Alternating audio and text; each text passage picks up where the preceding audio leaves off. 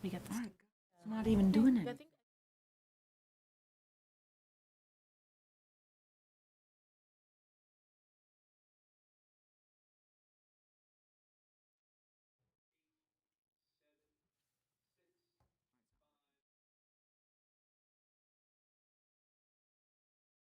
evening and welcome to the January 30th, 2024 Gilderland Central School District Board of Education meeting. Would you all please silence your cell phones and stand for the pledge? Pledge allegiance to the flag of the United States of America and to the republic for which it stands, one nation, under God, indivisible, with liberty and justice for all. Okay, first on the agenda tonight, we have our high school student reps. You guys want to just come to the mic? Hi, my name is Parth Surecha. I'm one of the Board of Education representatives for the high school. It's such an honor to be here tonight. And my name's Levin Panous. I'm the second Board of Education representative. So we are officially in the third quarter of the school year. The second quarter ended last Friday, so students should be on the lookout for the second quarter grades and report cards that will come out sometime this week. They should also be on the lookout for any changes in their schedules, since the third quarter usually means that they have a different class or a different schedule. And we also had the principal forums today after school, and the point of the principal forums today was for students and teachers to put their input on what they think we should do in homeroom and what they think we should implement for new homeroom activities. So we will begin implementing their ideas as the school year progresses. That's all from me. I'd like to pass along to Parth. Thank you, Levin. Student government will be selling flower carnations on Valentine's Day for $2 a piece. Students can buy these flower carnations for about, like I said, $2 a piece during their lunch mods. But it is a first-come, first-served basis, and we only have about 200, so get them while they last. Now, preparation for the GHS Cultural Fair has also begun. The Cultural Fair is one of the biggest school-wide events here at Gilderland High School, and it is a display of culture and ethnicity all from all places of the world. It is mostly student-run, as students run booths that represent different countries. For example, Egypt, Morocco, China, India, and so many more. Last year, for example, there were performances and displays of different types of, like I said, performances like Taekwondo, as well as traditional South Asian style dancing. And I expect that they're going to do something along those lines this year as well. The cultural fair will be on March 28th, and it lasts throughout the whole school day. Teachers can decide whether or not they would like to send their students down to the cultural fair with them, or they would simply like to proceed with as a normal class day. That's all from us. I'm Parth Surecha. I'm one of your Board of Education representatives. Thank you so much. Thank you both so much. Next on the agenda, we have our budget development presentation, and so I'll turn this over to Dr. Manelstein. Thank you very much. I'm going to talk about Governor Hochul's executive budget proposal. Normally, this is a lot of state aid technical things that a business official would cover. The governor, because the governor made a pretty significant pedagogical or curricular proposal this year, Rachel Anderson will join me near the end to talk about what Governor Hochul's proposing there. But the three things I'm going to talk about are foundation aid, expense-based aids. Those are left alone, except for new proposals for zero-emission bus purchases. And then finally, as I said, Rachel will come talk about best practices for teaching reading to young students that the governor has proposed. So to recap, foundation aid is the formula that the state uses to help support the education of every student in New York State. It's a formula that's based in research that asks how much does it cost to successfully educate a student? And then some students demand or need additional resources. So students with disabilities, students with economic hardship, English language learners, so there's additional weighting or support given for students of high need. And then how much of this is the school district able to provide locally? So what is the fiscal capacity? So it looks at income in a district, property wealth in a district, to say, all right, this is the amount of foundation aid, or this overall aid that the district can provide, and the rest is foundation aid. Now, until the last few years, this formula has always been something of an abstract exercise because the state had never fully funded it. It was created prior to the Great Recession. When the recession hit and state aid cut, we fell apart from the formula and spent more than a decade going through the gap elimination adjustment, recovering from that. But in the last 3 years, Governor Hochul has led the fully funding foundation aid. So this year, 23-24, is the first school year that every school district in New York State has received its full foundation aid. Now, the governor makes 2 changes to foundation aid this year. Both of them are significant, and they're going to hit different districts depending on if they're covered there. So the first is ending the practice of Save Harmless, which is not relevant to us, but is relevant to talk about because it's going to be, a lot of the oxygen in the room is going to this. Save Harmless is a long-standing policy the state has of holding districts harmless or save harmless from loss. That is, districts don't receive less aid in the next school year than they did in the previous school year. For foundation aid, this is relevant because a number of districts across the state were already fully funded prior to the phase-in, and a lot of the reason for that is declining enrollment, right? So enrollment across the state is declining, but particularly in small rural districts, we are seeing really significant declines. And so ending Save Harmless here would pose a tremendous threat to a lot of districts financially. As I said, this doesn't currently affect us, but I want to raise it first because it's going to be driving the conversation and advocacy across the state. This will be one of the first things people talk about. The second one is a technical tweak that does have a significant impact. So right now, the foundation aid amount is adjusted each year for inflation. Last year, in 2023, inflation was high. Not as high as 2022, but still high. Governor Hochul proposes, instead of using the prior year's full inflation amount, you take a 10-year average, dropping the highest and lowest figure. So if we look at what our projection would have been for foundation aid prior to the governor's adjustment, we would have received about $25.9 million in foundation aid.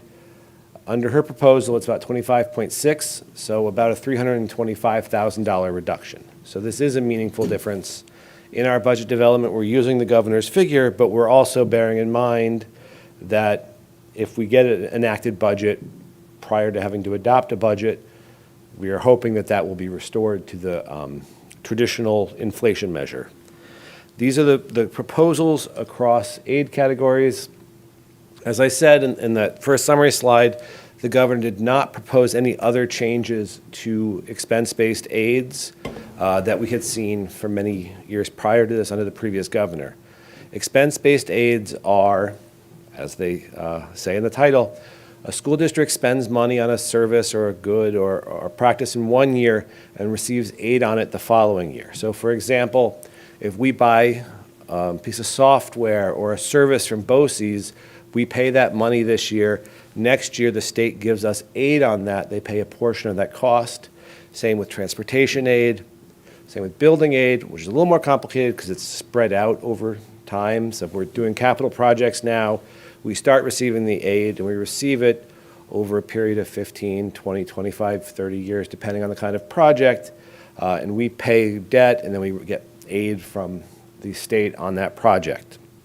The governor did not propose changing any of these. I want to caution when we look at the bottom line total state aid number, it can be not fully reflective of what we actually receive. And a lot of that is because the UPK allocation is made on slot basis, and we don't have the capacity to use the number of slots we're awarded. So in last year's enacted budget, we received almost $1.5 million in UPK aid. We could not find partners to provide slots sufficient to cover $1.5 million. So when we get the runs this year, our expected UPK aid, based on what we have filed, is about $626,000. So again, looking at the total state aid figure can be somewhat misleading. However, the year over year has that same UPK allocation, so we see that the almost $2 million increase in overall aid. The one tweak to any expense-based aid is a change to the way the state addresses a certain kind of transportation aid, and this is part of the zero-emission school bus mandate. So to recap, under state law now, all school bus or all vehicles used for people transportations that are purchased after July 1st, 2027 have to be zero emission. Right now, that means electric. There's some outside hydrogen-fueled technologies, but predominantly electric is what we're talking about. And then all people transportation done after July 1st, 2035 would have to be zero emission. 2 years ago, or a year and a half ago, in November 2022, the state voters approved a bond act of over $4 billion that had a $500 million category for helping provide money for this transition. This is both a very large amount of funding and a very small amount of the overall cost of transitioning. But it's being funded through NYSERDA's New York School Bus Incentive Program.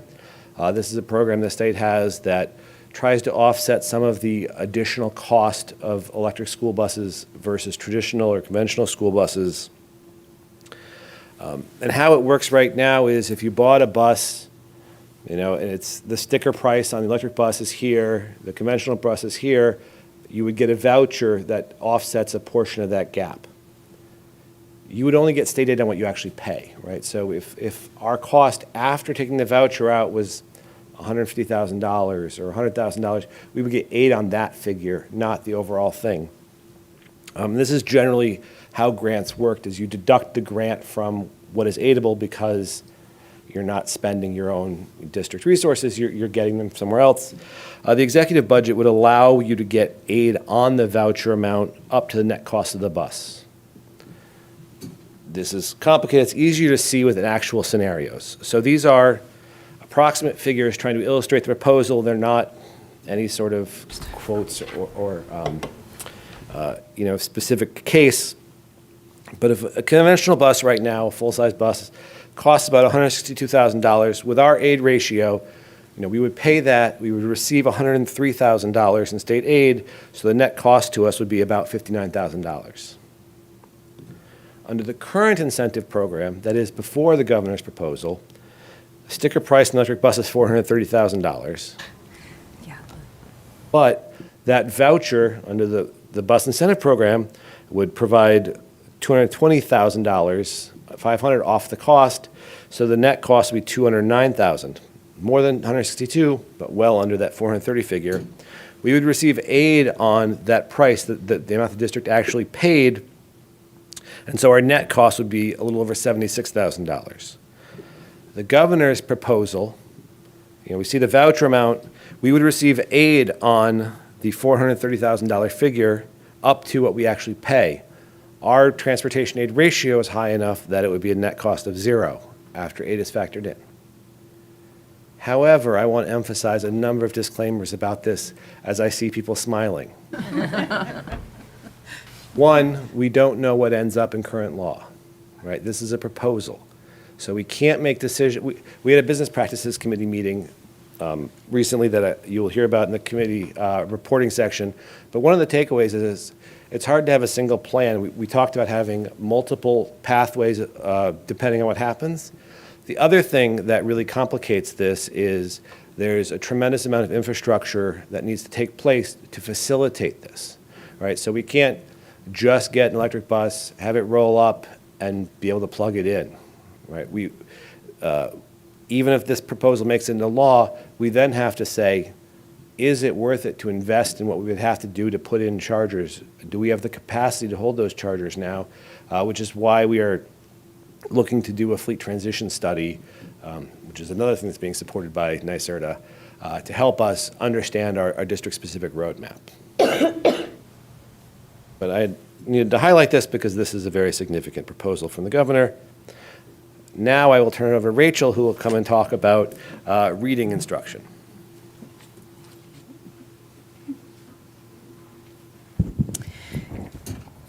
Good evening. that doesn't really adjust. So we'll do our best here. So as you may have heard, part of the governor's proposal, as Dr. Van Alstyne said, has to do with curriculum. And in this particular case, it is about best practices for early literacy instruction. It's what she has been calling her Back to Basics program. So you may have heard it referred to as that in the budget proposals. So the proposal seeks to require the state education department to establish new instructional practices for teaching reading to students primarily in grades pre-K through grade 3. And the caveats for the practices are that they must be evidence-based, scientifically based, must be focused on reading competency, and must align with the culturally responsive sustaining framework, which came out earlier this year. In addition, the proposal would require the New York State Education Department to establish evidence and scientifically based best practices by July 1st, 2024. So that work is currently happening. And it would require school districts to review their curriculum and instructional plans annually to ensure alignment with those best practices. And also, by September 2025, every school district will have to certify that their curriculum, instructional strategies, and professional development are aligned with those practices. And then finally, the proposal is to provide $10 million to the NYSET Education and Learning Trust for training educators in the best practices in literacy instruction.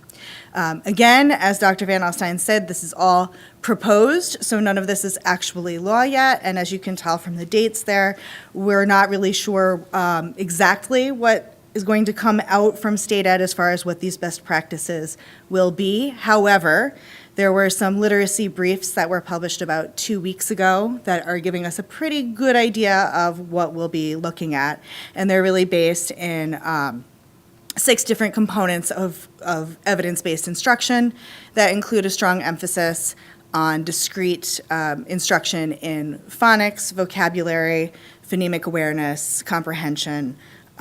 So there's a wide range of practices that we'll have to meet. So the good news is that we have been working for just about a year with the Elementary Literacy Instruction Group to develop an in-house curriculum that is aligned to some of these best practices, or what we think the best practices will look like. And we started that process by looking at the New York State standards, unpacking the standards, creating some priorities within our own instruction of which standards students would need, what skills they would need year to year, what every student should be prepared to do when they leave one grade to enter the next. And we are in the process of creating unit frameworks right now that are aligned to those best practices and to those standards. So that work is ongoing. We anticipate that we are going to be in very good shape to sign off on what the State Education Department will ask of us by September 2025 if this comes to fruition.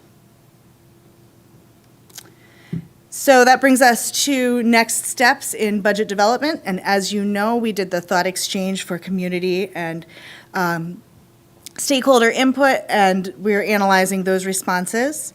There's been some legislative advocacy, mostly centered on what Dr. Van Alstyne was talking about with the foundation aid calculations and inflation and the hold harmless.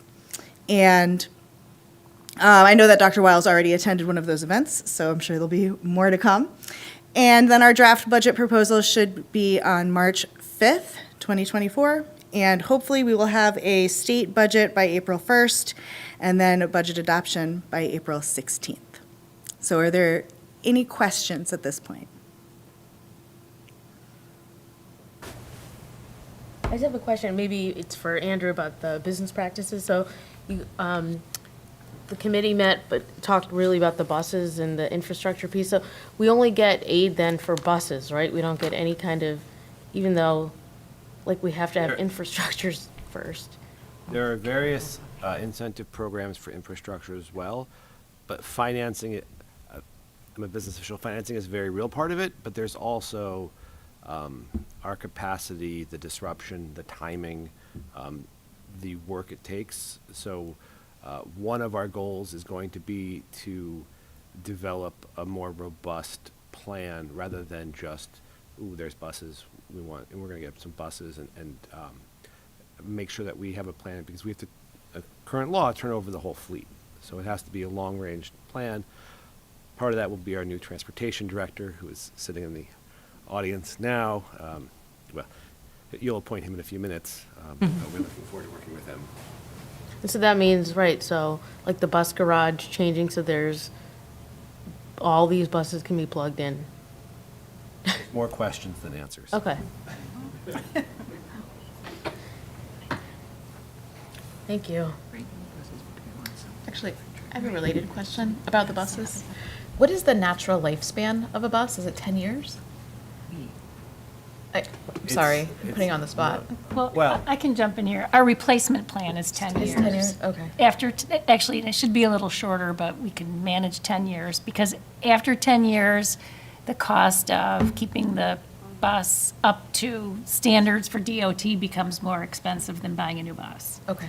So I know what the next question is. Well, What's the it's span? 11 years away, right, that we're, have Yes. to, yeah. Okay. Yes, we're keenly aware. Okay.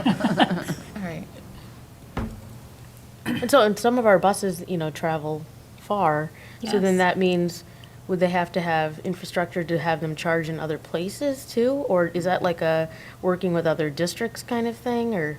I'm like asking these questions, but they might be rhetorical too. The only thing I'll add, because it's hard, as I said, it's genuine, there are more questions than answers, is that we are part of BOCES, Capital Regions BOCES is putting out an RFP that we're part of for engineering consulting kind of firms to help develop the roadmap. The specs are good about addressing both in-district, out-of-district transportation.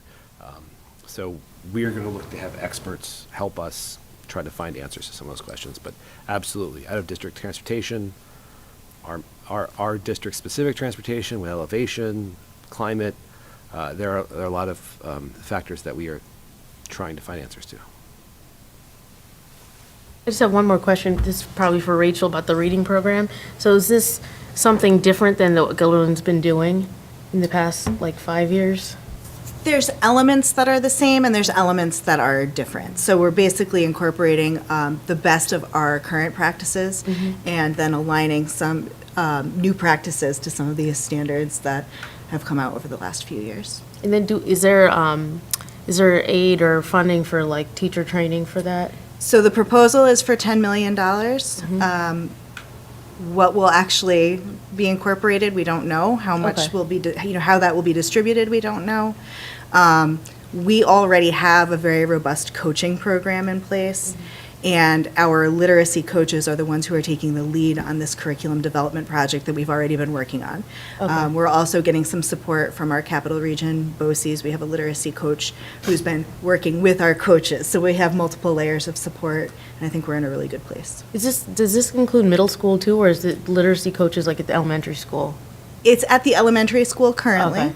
And, everything that we just spoke about really is centered on pre-K through grade 3. Oh, Our right. project is really K through 5 right now. Okay. So will that expand? Roy Dumar, who's the instructional administrator at the middle school, has been been aware of what we're working on, and we've been discussing it at cabinet meetings. So I think that eventually we'll see that move forward. Thank you.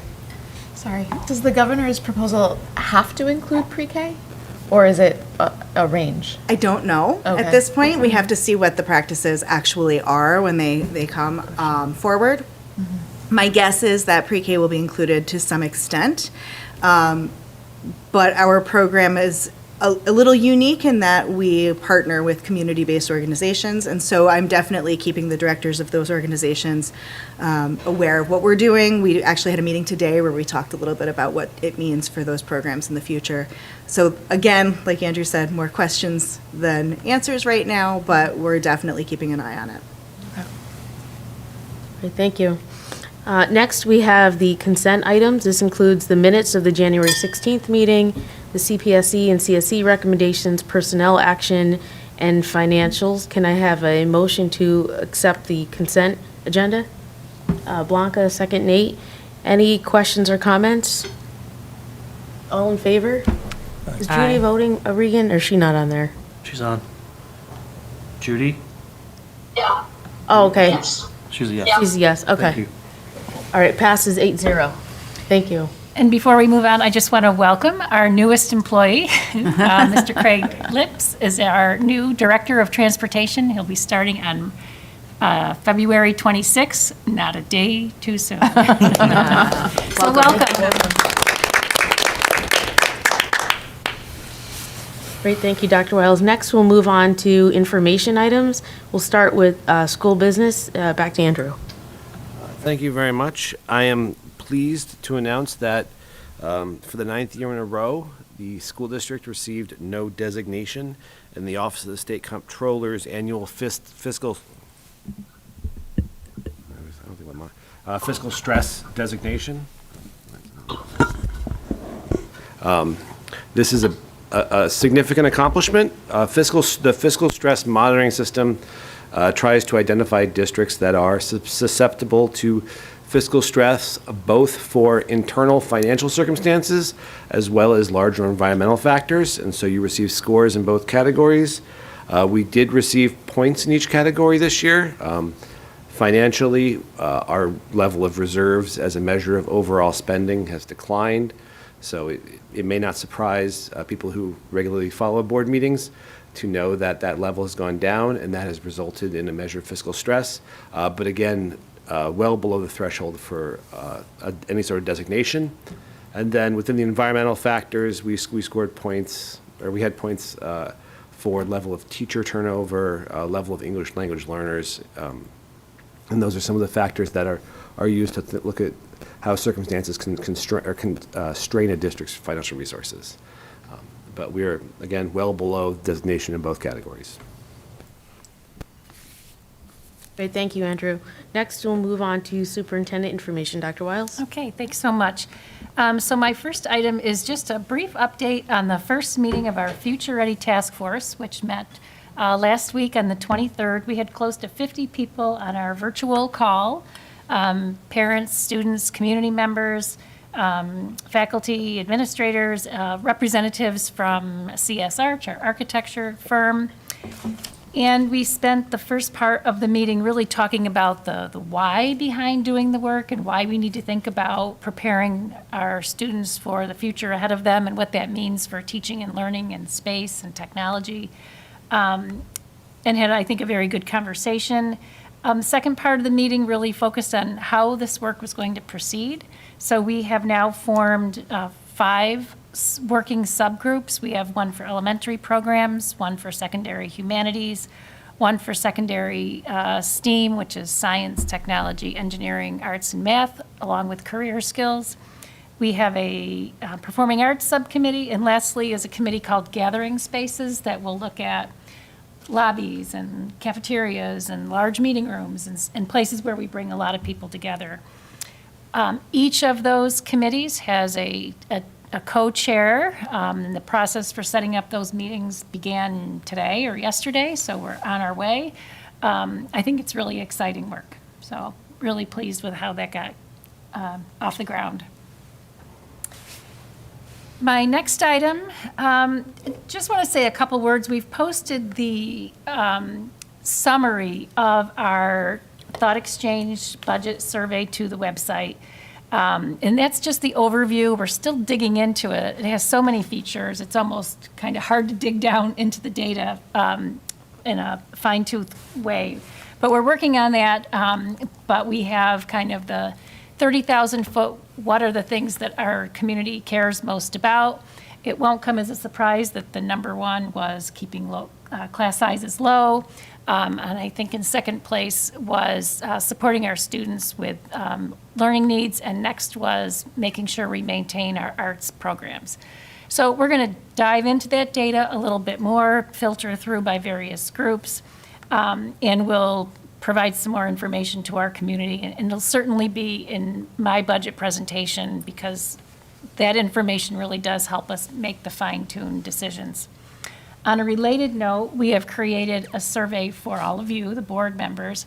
It's the same survey as our other stakeholder groups in terms of picking priority areas and then being able to explain why. But the questions that you ask in the beginning are a little bit different.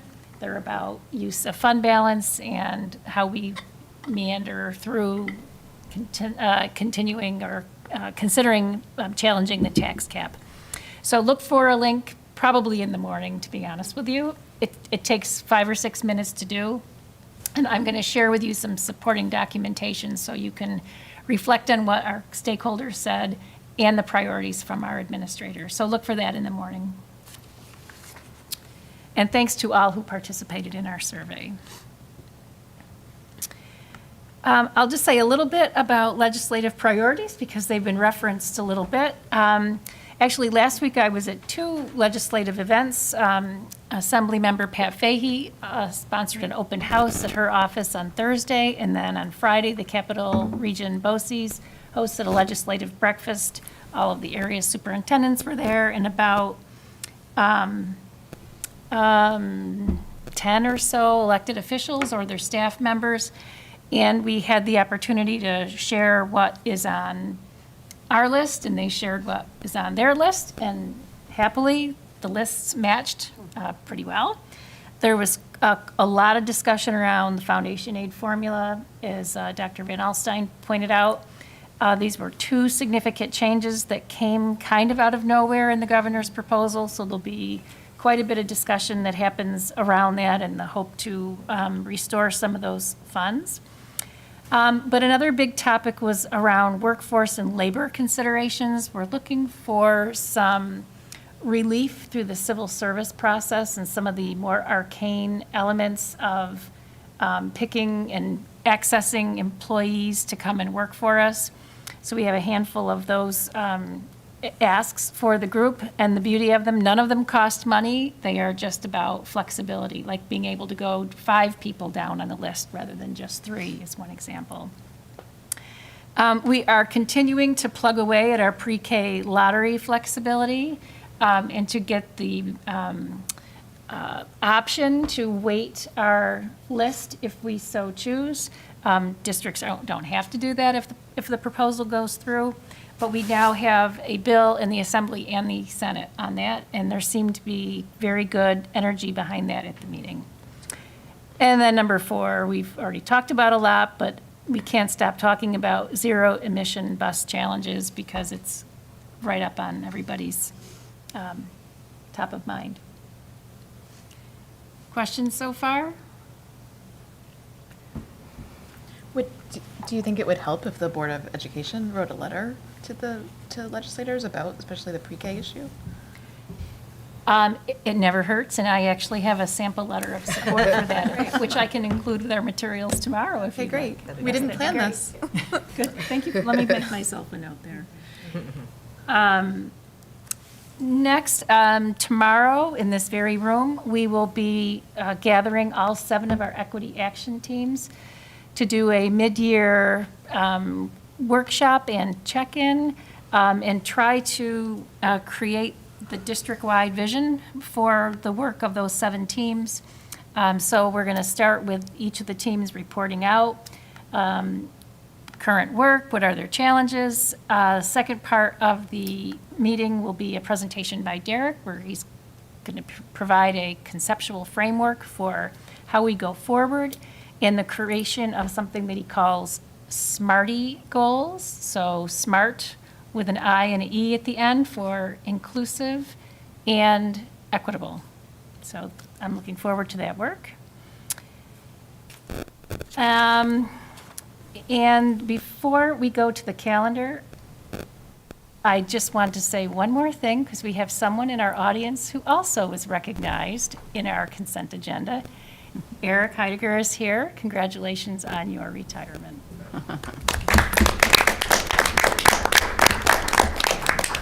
So we have the calendar next, and you probably couldn't care less about the calendar for next year. But we're glad you're here, and by all means, you don't have to go. But you can if you want to. So this is the draft for 24-25. And so far, I've shared this calendar with our Teachers Association through Emily Mino, And with our parent group through the PTA Council and our administrators have looked at it several times. Just to give everyone a little bit of context, the process of putting this calendar together started literally months ago with regional BOCES trying to collaborate and coordinate all the major breaks. But then we have, among the many dozens of districts, lots of variation about contractual days in teachers' contracts, and then what holidays and other celebrations and commemorations are observed. So this is a draft at this point.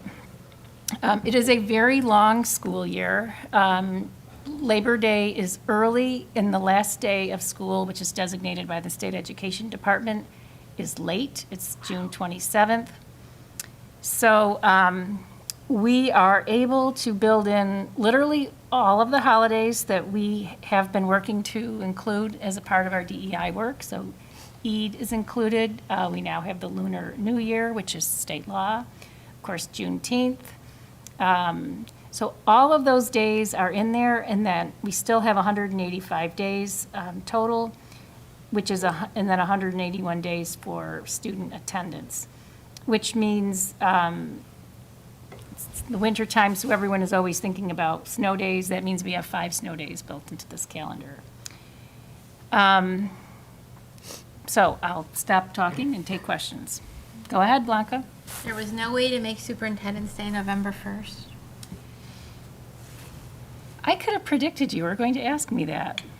So that was a request from the Teachers Association for, and actually we talked about it in our leadership team earlier today. There are very mixed feelings about it. Right now, it's scheduled for the 5th, which is Election Day, and it's a huge Election Day.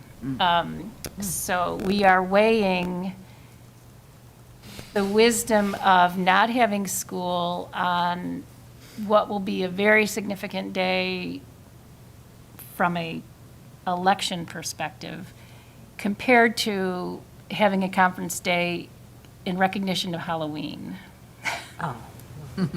Now, I've heard arguments at both sides, and I'm not sure how I feel about it.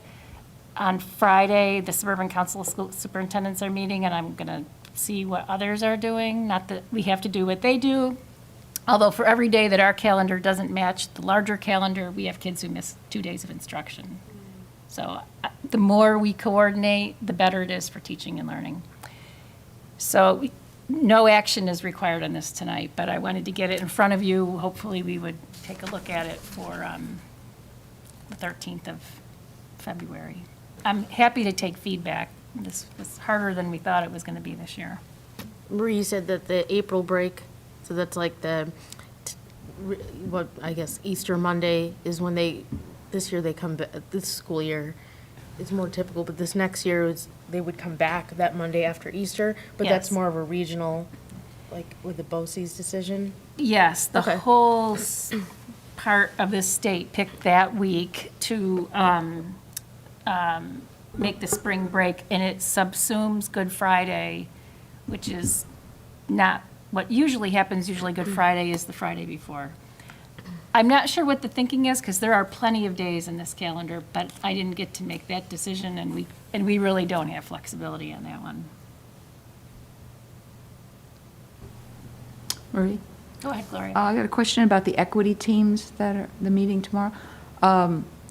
Will there be a kind of a summary of the what's gone on? I'm only asking because as the board, that's one of our very important goals is, and I'd like to know, personally, what kinds of things we've achieved. Well, moving poor on. Derek doesn't know this yet, but I think after this report, we should plan on having a program report on where we are with the equity team, because he has created, I think, a very good conceptual framework for us to attach all of our building level goals and all of our activities that should also inform the board's work, but also the larger DEI committee. Yeah. And the best way to do that is to have them come and talk through kind of that 30,000-foot lens of the work. So There you go. Okay. I just want to circle back to my question. So most teachers are in favor of the way it is? No, the ask, and I don't know if it's most. I'm not sure how Emily gathered her data, but the ask from at least the executive committee was that we do the conference day on Friday the 1st because everyone likes it after Halloween as opposed to the 5th. And so I can't answer most. Okay. And there are mixed feelings among parents too. Younger parents appreciate the day after Halloween being a day off. Older parents of older students, I won't say older parents, 'cause that would be me. Like really old parents, are less enthusiastic about it because their mischief is a little different than trick-or-treating. I mean, there are trade-offs. I know that doing November 1st is a popular day for the conference day and see no reason why in the future we wouldn't do it. But given the magnitude of what's happening on the 5th, I'm not sure.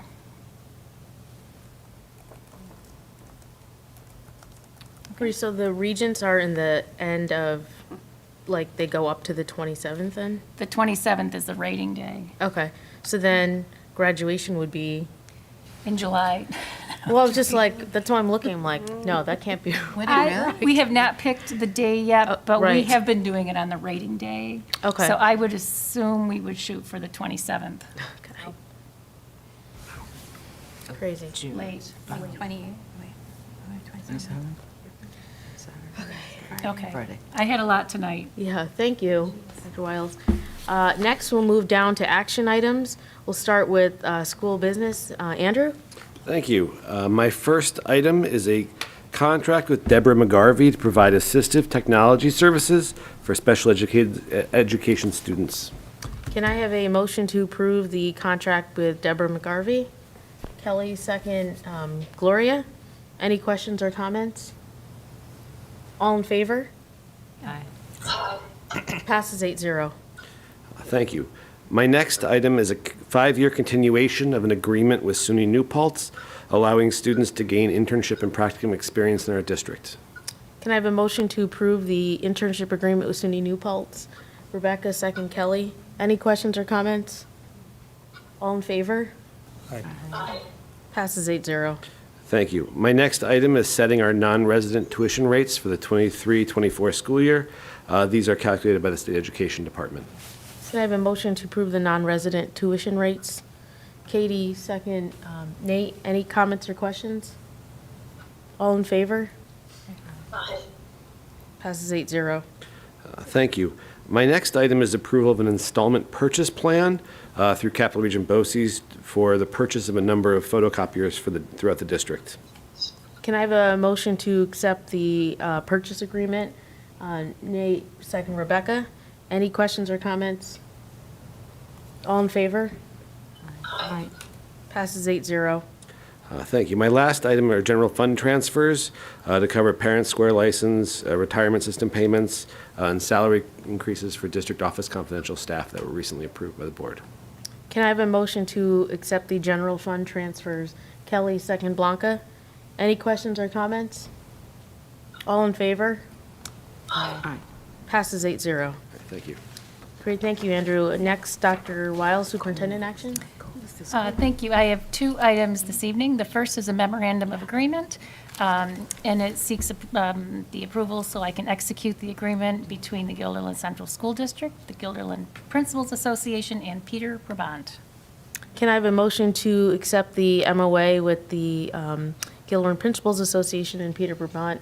Gloria, second. Blanca, any questions or comments? All in favor? Aye. Passes 8-0. And my second item this evening is a grant application. This is a request for approval for an application. And it reads, resolved that the Board of Education of the Guilderland Central School District authorize Brenna Autry, a high school English teacher, to apply for a student's holiday match grant. Ms. Autry will be applying for the donation, which would be used to help cover the cost of bringing Brendan Kiley back to Guilderland High School to speak to students. Mr. Kiley spoke to all 10th graders last year after they had read All American Boys, which he co-authored along with Jason Reynolds. The Stewart's Holiday Match Program collects donations from Thanksgiving Day through Christmas Day and matches at penny for penny. They then offer these funds to organizations benefiting children all year long. The request for $4,000 will be submitted by Ms. Autry, and Stewarts will give what they can towards that amount. Great. Can I have a motion to accept the approval for the application of the grant? Kelly, second. Rebecca? Any questions or comments? All in favor? Aye. Passes 8-0. Thank you, Dr. Wells. Next, Board President action. I have one item here that's set of policies A through L that were up for information last time. Can I have a motion to accept the group of policies? Nate, second. Rebecca? Any questions or comments? Okay, all in favor? Aye. Passes 8-0. Next, we'll move on to board committee reports. Let's start with audit. Rebecca? We have not met since the last meeting, and we have nothing scheduled. Thank you. And next, business practices. Is that Judy? Yeah, I told her. Oh, you'll Yeah. sub in? Dr. Van Alstyne did a great job, pretty much summarizing. Our entire meeting was about the electric buses. I think we came to the conclusion that we need to move ahead cautiously, but not just wait for things to happen around us, but to move ahead specifically with buses, infrastructure, and the study of how we can move ahead. And the important thing is about training and education for our drivers, our mechanics, and things like that. There's a lot to this, so we want to start moving. Gloria, can I ask you a question? Oh, go ahead. Or maybe this is more to Dr. Wiles, but I assume there's some sort of committee that's covering this for the Future Ready Task Force too? Actually, we're not doing that one in yeah. the Future Ready Task Okay. Force because we want to focus on instruction in this committee. Okay. There'll be a second this- facilities committee that'll come together next fall. Okay. And I'm sure they will have a subcommittee on this topic. But we wanted not to lose the instructional piece in this part of the work. And I think, Dr. Van Alstyne, didn't you say there was going to be, there's a team working on it really now to plan to get the help we need? Yeah, so our next step coming out of that is to form the team. We talked about Right. different internal stakeholders who make sense to be on that. As I said, with the appointment of our new transportation director, he will be a key part of our team. We certainly asked him questions throughout the interview process about electric buses. Great, thank you, Gloria. Next, communications. Katie? Okay, we looked at the thought exchange and what will be going out to the Board of Ed members tomorrow morning for your input for the budget development process. And we reviewed your Voice Matters posters and quotes. We are looking to put 5 to 10 large posters across the district and in the community, helping the community identify important dates and opportunities for them to have their voice heard in the development of the budget. And we reviewed the Future Ready Task Force updates, and we do not have a future date meeting set yet. Great, thank you, Katie. Next, DEI. Is that Kelly? I think I'm going to. Oh, Dr. Wiles, thank you. Sure. So the committee met on on January 17th, and heard updates from 2 of the 4 committees, community engagement and communications. Community engagement is still working on those fireside chats. We're trying to get attendance up. We're looking at a variety of different formats for that. In communications, we talked about the video that's being put together right now, trying to capture images of our work around diversity, equity, and inclusion. And I think FMS was the star of the last little bit of shooting with the Terra Kitchen coming to visit and bringing some new kinds of food for our youngsters to try out, and it was a hit. So I'm sure we'll get some footage of that. Under DEI in action, Derek and Leah provided a lengthy list of the various activities they're doing around the district, and I will just say, if you can check out the minutes online, because it's very long. And then I'll just say a couple words about our learning component. The steering committee decided that one of the areas of DEI that we have not talked about very much in that DEI committee is the topic of neurodiversity and students with disabilities. So we're doing like a 3-part series to talk about those topics. So January's meeting was kind of an overview. What does neurodiverse mean? What does it mean to have a disability? We had a couple short video clips and some discussion. Our PPS team was with us, Lisa Knowles, Megan Rivers, and Kelly Dioldi. Our second iteration, we're going to talk about student programs that are particularly effective in bringing together peers of different abilities, best buddies, unified athletics, unified PE. And we're going to have some graduates join us that night to talk about their experience here in Guilderland. And then the third installment will focus in on kind of instructional approaches to meet the needs of students who are neurodiverse and students with disabilities. And so we're just scratching the surface, but it feels like an important topic for that committee to put front and center. Okay, thank you, Dr. Wiles. And last, policy, Nate? We have not met. We're still striving to find a common time. We're doodling. We're doodling, a lot of doodling. Great, thank you. Next, we'll move on to public comment number 2. Linda, is there anybody signed up? No. I don't think I ever did public comment number 1, but there was no public comment number 1 either. Next, board issues, ideas, and sharing. I just wanted The to Pops mention. concert is Oh, yeah. Saturday. Yes. I was going to add that too. The Pops concert is Saturday, and I think the theme is like Women. Women's History Month. I don't know, And actually. I don't know. They always do a great job, so excited for that. And then the second piece was that I don't have a kid in middle school this year, but I did hear about the Terra Kitchen coming to FMS and it being really great. And then I heard the chef speaking on NPR about her experience going to the different school districts, and I think it's great. It would be awesome if other, because it sounds like it was, I don't know what happened behind the scenes, but it sounds like it was doable working with BOCES to make that happen.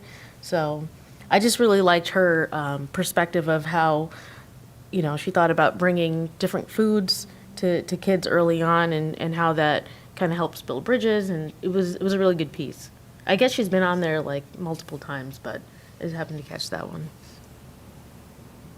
Any other board issues, ideas, and sharing? Can I have a motion to adjourn? Rebecca, second. Kelly? All in favor?